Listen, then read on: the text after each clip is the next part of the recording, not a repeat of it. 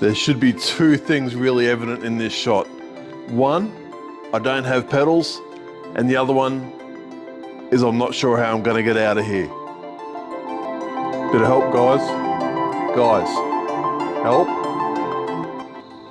Welcome back to the Van Diemen Formula Ford restoration, and on this episode we're going to fit the pedals to the front of the car. Like a lot of the components for this Van Diemen car, these pedals are beautifully made. There is so much work gone into them, and the accelerator pedal in particular, it's got brackets and stuff hanging off it. It's all really nicely TIG welded together, and somebody's put a whole lot of effort into making these pedals. 3 pedals, accelerator, brake and clutch, pretty standard issue. They've all got crushed tubes in the end. The brake pedal has got a big hole in it for the brake bias bar. This bit allows us to adjust the amount of brake bias to the front or the rear of the car. The braking system has a front master cylinder and a rear master cylinder, and by adjusting the leverage via that ball, we can adjust if it favours the front or rear of the car and by how much as a percentage. So now that we've got everything cleaned up, laid out, ready to go, it should just be a simple matter of a final check and assembly, and then we can get these things in the car. The pedals are located in the very front of the car, and as it comes together it'll make more sense, but the first thing we need to get in is these 2 little brackets. What are these for? These actually move the pedals towards the driver, so these are for a shorter driver, and I'm pretty sure these were in the car when Chris last drove it. Now these get riveted to the floor. For all of those who have entered the competition about how many rivets are in the floor of this car, this will not affect the answer. These don't go into the chassis, so they don't count. But we're going to get these in first up, and then we can get to working on the pedals and getting them fitting in the car.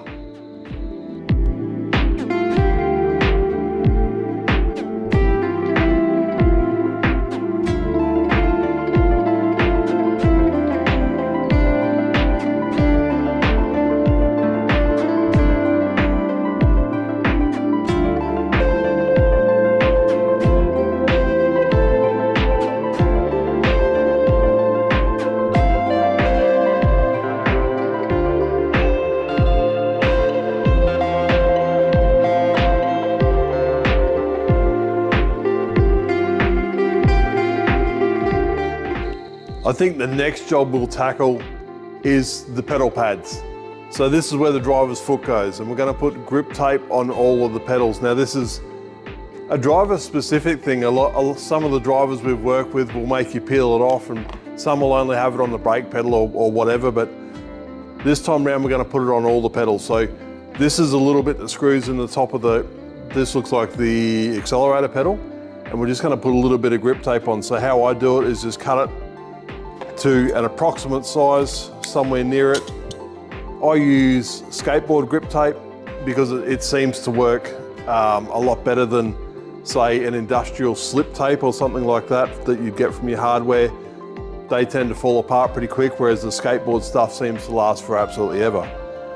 Now, cut to an approximate size, I just stick it on nice and firm, grab my round file, and just file the edge of it. This does 2 things, cuts it to the perfect shape, and also takes away that edge. If it's got a sharp edge on it, it's more likely to lift up or catch on something or catch on his boot. But if you've got a nice rounded edge on it, it seems to be a lot nicer. Now that that's done, I can just peel the excess away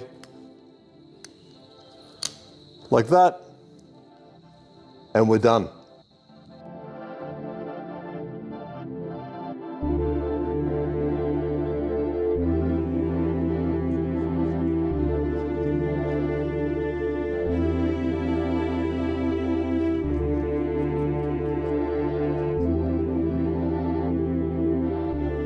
Now that all the pedal pads are done, they actually fit quite as easily into the pedals. They just screw in to the very top of the pedal there with the jam nut. So you can adjust how far out the pedal pad is off the pedal, and also the orientation should the driver want to fan his feet out or move his feet across. That way they're a good fit. The skinny one is the clutch pedal because there's a little bit less room on the side, a little bit bigger pad for the brake, so the driver is less likely to miss it. But now that they're done, the next thing is to put the crush tubes in the end. Now these pedals have actually got a little brass bush in the bottom and then a bunch of crush tubes that fit in, so then you can tighten them up hard and the pedal will still float around. These are a really nice fit. We're just going to grease these up and then we should be right to put these in the car.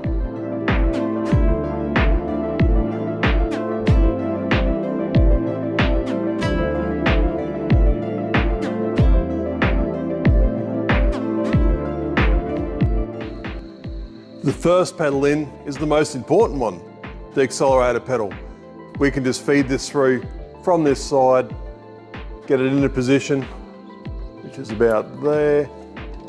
And this bolt goes all the way through the frame, through the pedal, then through that small extender bracket we fixed to the chassis with the rivets. We'll just get that lined up now. Perfect. So that's where the accelerator pedal sits. And all this bracketry off the side, this top bracket here is for the throttle cable and this bottom bracket here is for the throttle stop, so you don't overextend the cable or break the linkage off the carburetor. Now that the accelerator pedal's in, moves really freely, does everything it's supposed to do, we can put the hard stop in. This is the full throttle stop. It screws into the chassis, and then that way when the driver's excited and standing on the pedal, he's not going to bend the pedal, break the throttle cable or anything silly like that. So that bolts up hard into the chassis. It has an adjusting bolt at the end. And there's the hard stop.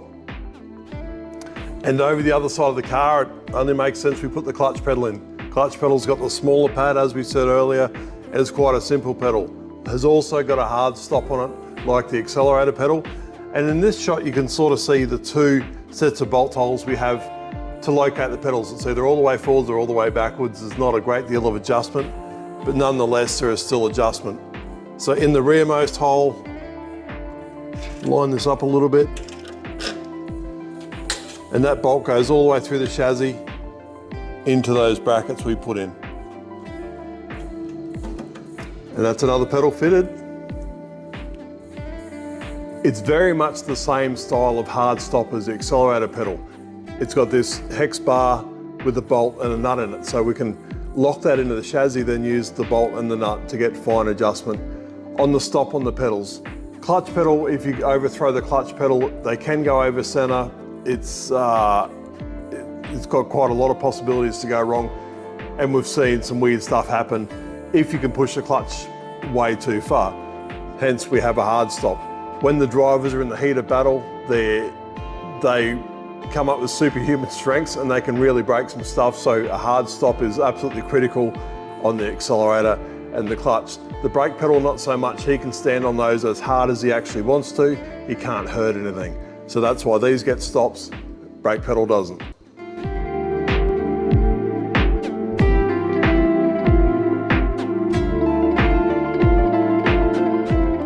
So of course we did the easy pedals first. The next and the final pedal is the brake pedal, and it's got the balance bar assembly, it's got clevises and all sorts of stuff that go in it, so it's a lot of components. All of these are thoroughly cleaned and greased. Not something that normally gets serviced. It'll sit in there for a long time before anybody looks at it, and if it gums up or if it has issues, it will give the driver inconsistent braking and possibly even a poor feel on the brake pedal. So pretty critical. We've taken the time to pull this apart, clean it up and make sure everything's sweet. But now that that's said, we can grease this up for the final time and start assembly on the brake pedal.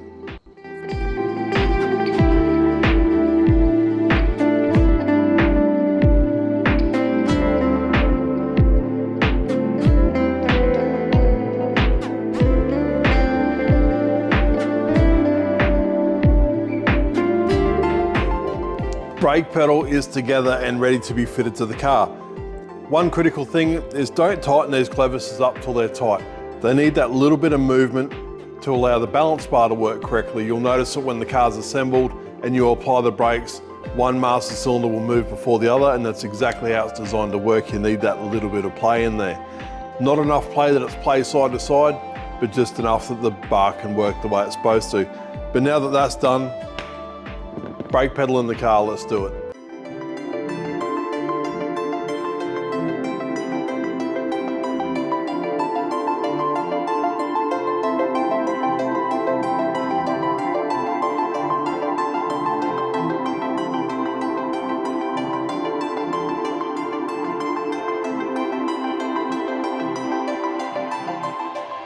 The pedals are in, look great, do everything they're supposed to do, but we're not done yet. The pedals need something to push on, so why not fit the hydraulics off? We've got all the master cylinders for the clutch and the brake, so we'll get them in. These are being rebuilt. For those who saw the episode when the car was coming apart and we were going through the garbage, they looked terrible, and I vowed not to pull them apart, and I sent them out, and I'm glad I did. They were an absolute headache for the people that had to rebuild them, but they've done a fantastic job. These are basically brand new. Everything looks the way it's supposed to, and they work and they don't leak, and they're not full of rust and corrosion like they were. So that being said, and these being ready to go, we can get these fitted into the car. The master cylinders bolt out the front of the car, like out the very front of the car. These raised adapters here are what it bolts to. They are not threaded. The bolts actually go through the inside of the tubes, and it's a bolt and nut type situation. It's also got this adapter on there. I can only assume this is on there to stop flexing. Should you push on the clutch pedal, say, it'll try to bend everything out and around, so I assume that this plate holds everything together. So these all fit together quite nicely, and then I can't assemble the rods and then put them in the car. I need to assemble it all in the car, which makes it a little bit tricky, but that's just how it goes. I've just pushed some really long bolts through those adapters to try to make my life a little bit easier in lining everything up. So first thing on will be the plate. It only goes one way. It's got an offset for the clutch. So if I can just get that started on the bolts, that should go all the way in.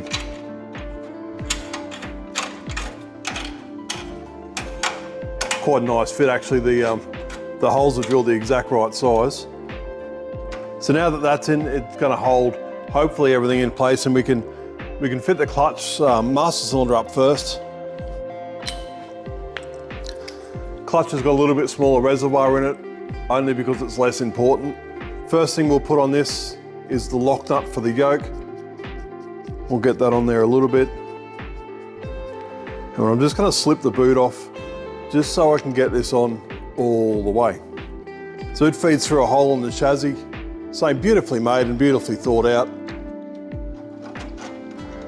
Just get that through there. Just got to get that straight.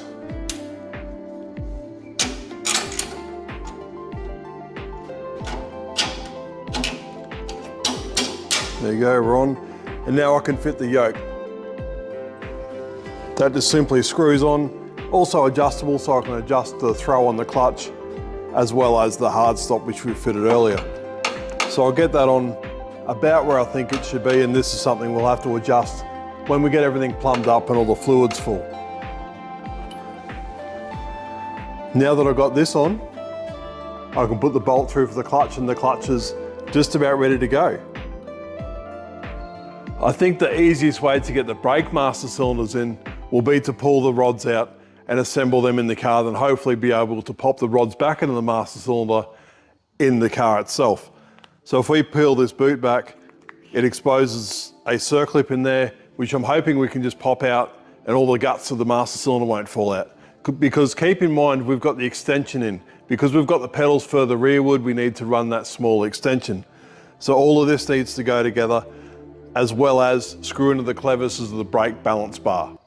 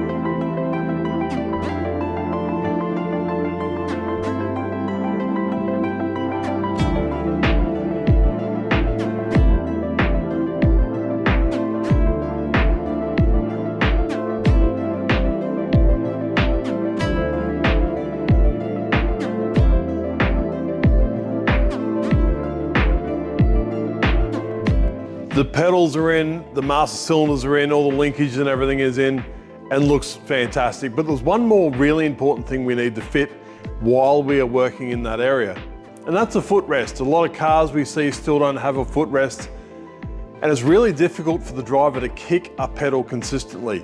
However, if you've got something to rest your heel on and use your toes, you've got a lot more feedback, a lot more feel, and you can be a lot more consistent. So we think it's really important to run a footrest in every car that we build. And this thing's no different. It's already got 2 holes in the floor where it originally had the footrest. I can't find it anywhere. It's not in any of the boxes, which is fine. We can make another one, but we're going to put the footrest in before we finish up at the front of the car.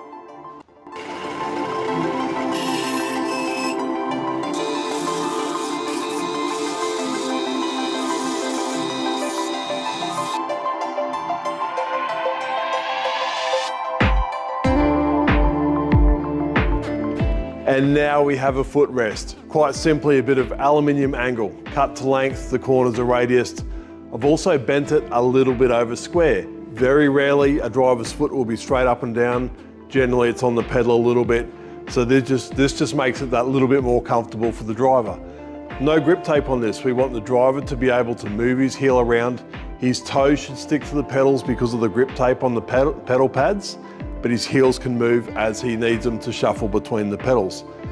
I've drilled the holes in it to match up with the holes in the floor. This gets riveted in, and it's the last piece of the puzzle. The front of the car's almost done. We've got the hydraulics in, we've got the pedals in, and I think next up we should really work on suspension and uprights, and then we can connect the brakes, bleed the braking system, and then we're really starting to look like a race car. So stick around for the next episode. I think we'll get some suspension on this car. Thanks for watching, and thanks for following us on this journey. Subscribe if you haven't subscribed, and I'll see you on the next one.